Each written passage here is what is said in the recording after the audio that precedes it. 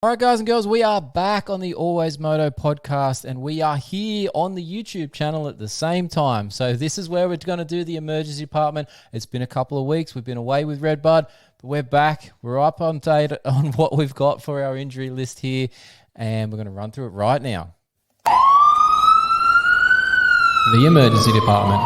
All the injuries, all the gory details, and when they'll be back on track.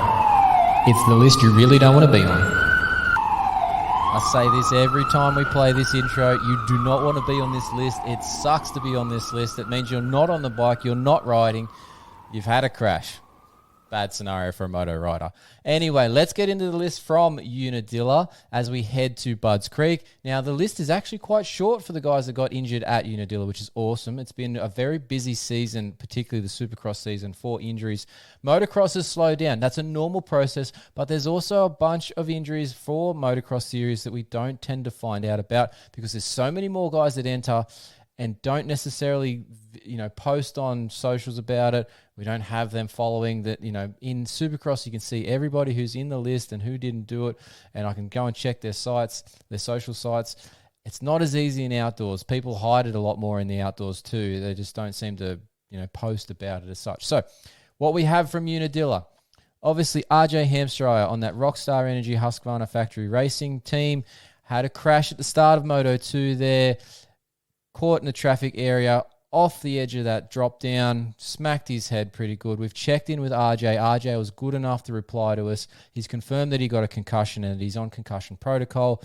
He's doing well, as he says to us, but he has indicated that he's likely not going to be at Budds Creek this weekend, which is a pretty safe and sensible position to put himself in to not ride. If he does, maybe he feels a bit better by the end of the week.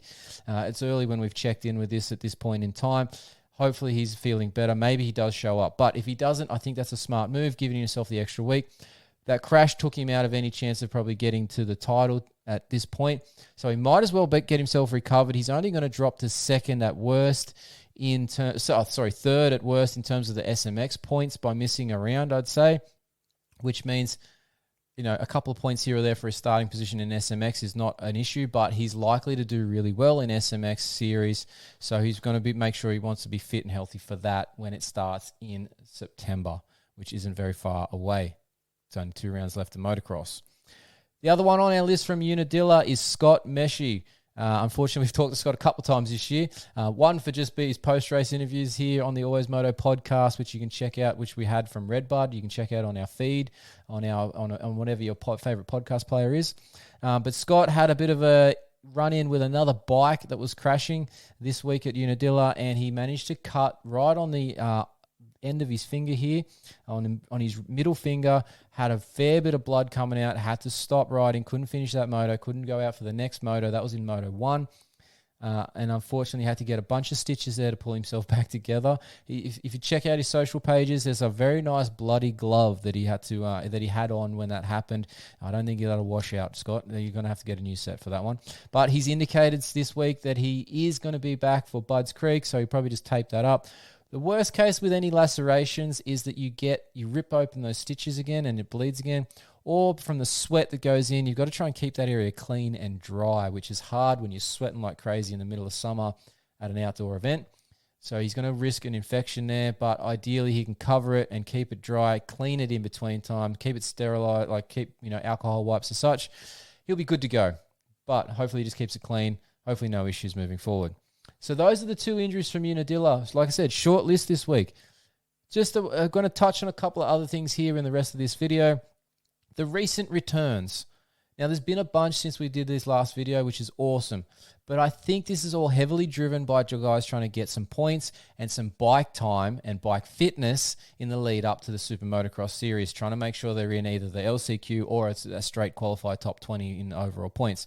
Guys like Barcia, Stilez Robertson, Justin Rodbell. Justin Rodbell's just come back. I don't think he's going to make enough points to be getting into that, but maybe he wants to try and go through the LCQs, so that still stands.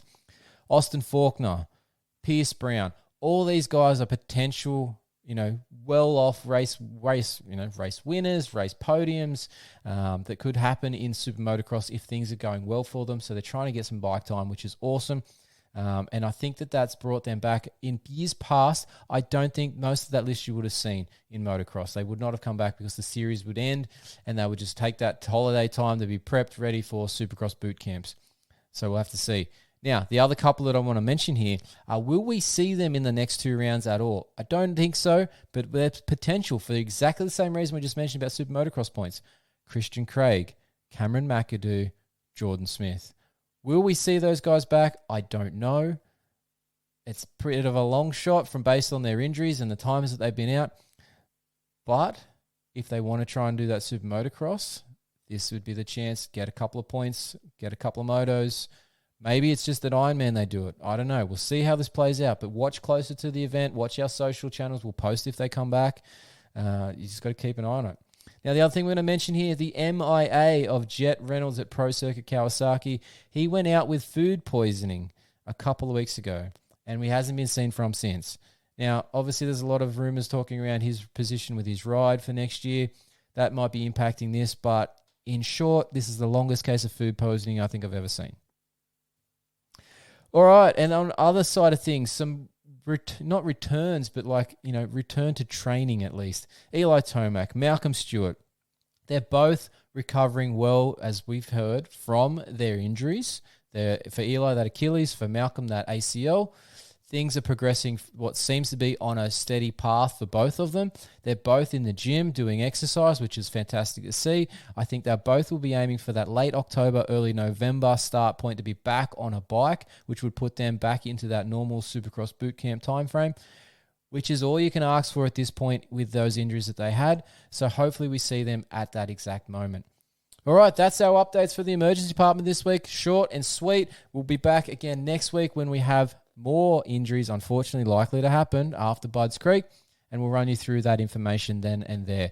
As always, I'm David Hogan, and this is the AlwaysMoto Podcast / YouTube channel that you've been watching or listening to. We do this as a combined thing here. I am a physiotherapist, and I do know my injuries in the sport of motocross. So we'll be taking a break here on the podcast. This will be the end of the YouTube video.